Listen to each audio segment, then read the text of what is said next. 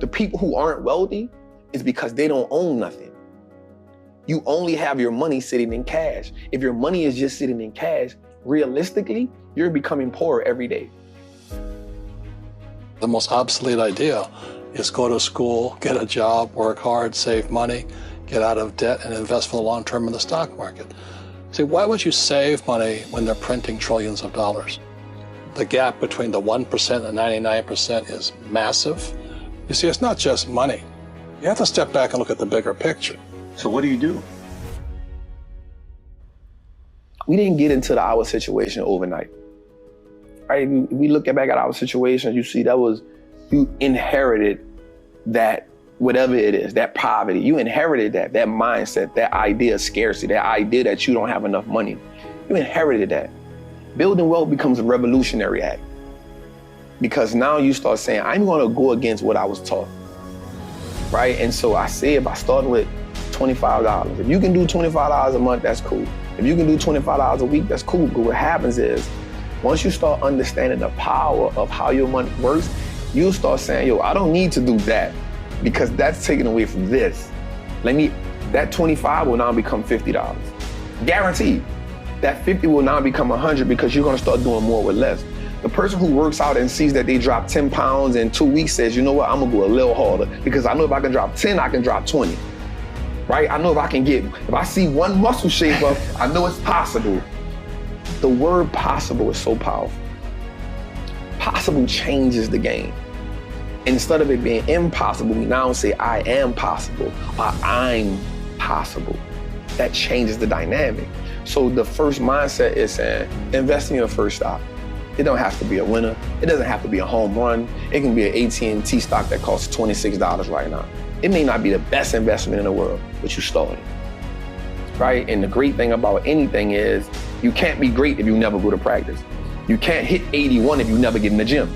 Mm-hmm. Right, so Kobe Bryant, people that have listened to me for a while have heard this quote 1,000 times, but boos don't block dunks. The world can hate you all they want, but if you're good enough, think about this.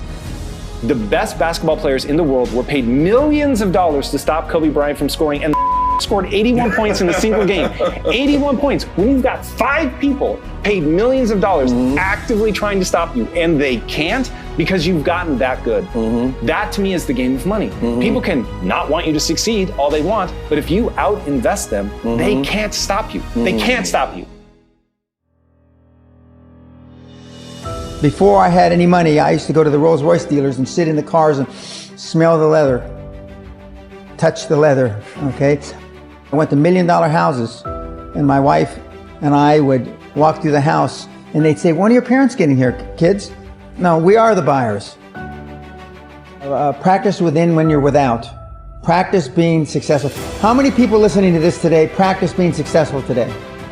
It's through affirmations, through going to the Rolls-Royce dealer, maybe Lamborghini, maybe something else. In my particular case, it was Rolls-Royce. And within a year of me going to Rolls-Royce dealer, I had a Rolls, okay? Within 19 months of me dreaming and adding it to my goals, a castle on an island, I owned Guthrie Castle. 19 months. Okay. Go to stores you can't afford. Go hire lawyers you can't afford. Lawyers will meet with anybody. Accountants will meet with anybody. Go to the big 4 accountants with a business idea. The first couple meetings are for free. Jettison probably a lot of the people you'll hang around with. If you have poor public speaking skills, join Toastmasters. Do these. If you went to a good school and you're not successful, go to the alumni deals. Okay? I didn't go to a good school. I'm a perfect living example that a lot of trouble as a kid, working class background, my parents, went to just a mediocre university that I flunked out of 3 times before I finally graduated with honors, but and had no money to begin with, $820. So it's all possible. You could say one thing to somebody who's never been an entrepreneur and they're thinking about making the leap of faith into becoming an entrepreneur. What could you tell them? Well, I'll just tell them the same thing that happened to me. You know, my last paycheck, I still remember it clearly. It was one of the worst and the best days of my life. And I was in Puerto Rico. I was working for Xerox, and my boss gave me my last, it wasn't a paycheck, it was a bonus check. I think it was about $30,000, taxable, that's the only problem with that. So I got this check and I went, holy mackerel. You know what I mean? So I was excited, but I was also disturbed. And so this other guy comes up to me, his name was John, and John says to me, he says, you're gonna be back. I said, why? He says, because you're gonna fail. I looked at him and said, look, a few expletive words, because that's what he did. He left Xerox, failed, and he came back. And I said, look, you failed and you came back, but I'm gonna fail and I'm never coming back. And that's the attitude. Do you know what I mean? If you say, well, if I fail, I'll go back to mommy and daddy, then that's what you'll do. So if you fail, that's when I became an entrepreneur, because I had no money. I had no money for years. I didn't have a paycheck. But that's what my rich dad encouraged me to do. He says, when you don't have this paycheck, you get hungrier, smarter, and it's a test of your character. Will you become a crook? Will you become dishonest? Will you cheat and steal? Or will you become a better human being? So really, that's the benefit of becoming an entrepreneur, is you really find out who you are when you don't have anything. Explain that basic idea of ownership for people that might not quite put it together that stocks really are owning that company. Mm-hmm. So I actually got that term from Warren Buffett in one of his meetings. I want to say it was the 1995 shareholder meeting. And he said that owning a stock is owning a percentage of a great business. And so once I understood that concept, I understood that the key to wealth is through ownership. That was one of the things that made it click, because I studied the wealthy people. I studied them. When you study Reginald White, one of the first black men to make $1 billion on Wall Street, it was about, he wanted it to have ownership. So I said the key to building wealth is not how much you can work. You can't work your way to wealth. You gotta invest your way there. And all wealthy people, black, white, Asian, Chinese, they own a whole bunch of The people who aren't wealthy is because they don't own nothing. You only have your money sitting in cash. If your money is just sitting in cash, realistically, you're becoming poorer every day. Right? Or they own depreciating assets. And that's what cash is. It's a depreciating asset, because the more money they print, the more money that money loses value. So if it's just sitting, it's the reason why the bank wants you to have your money there, so they can take it and use it and invest it so much and be like, hey, it's just sitting, I'm gonna give you 50 cents on whatever you had in there. And so the idea of ownership was, we can just start owning everything that no matter if it's just a stock. That's powerful, because if you can start owning the businesses that you now consume every day, you turn a one-time transaction to a lifetime of profit. And that was major for me, because if I go to the store and buy a pair of Nikes, that's a one-time transaction. In order for me to get something from them again, I gotta come back and buy another pair of Nikes. But if I own the Nike stock, as long as I own it, it's a profitable vehicle for me. So that one-time transaction can become a lifetime of profit if I own that business. If I'm gonna buy Apple, if I know I'm an Apple user, if I know I got the phone, I got the AirPods, I got the MacBook, I got the PC, I'm excited when Apple's about to drop something, why wouldn't I own it? As much of it as I can, right? If I understand that concept, if I know America has one of the biggest trash problems in the world, right? So if I know that waste management is a company that's gonna be here forever, because we aren't gonna stop throwing things away, why don't I own that company? Because I know everybody throws things away. And so now, instead of me getting excited about Apple Lime being around the corner because it's a new phone, I'm like, y'all have to make me some money, right? So when I hear a company like Waste Management has bought 40 acres of disposable land for another landfill, I'm excited about that. And another great thing about the stock market is, for me, it now makes me pay attention to the world. And so now I understand what's going on in the world. I started learning business cycles, market cycles. You know what I'm saying? Because now I can understand, this is okay. Things are going out of business. Okay, we're in this cycle. Okay, people are hiring. Okay, we're in expansion cycle. And so now I took an economic class on my own without just understanding the world. And so you start understanding when something is happening in China, okay, something happening in China, so I own Apple. Apple has 20% of their revenue in China, okay, they might take a little hit right now. You know what I'm saying? So the stock market helped me start understanding how the world moves, the fundamentals. First 10 years of my starting CNN, I slept on my couch. I didn't have an apartment. Bill Gates slept in the office. Steve Jobs slept in the office. And I can go down a whole list. Now, these are super successful, mega wealthy guys. I slept in my office. Not everybody's willing to make that sacrifice.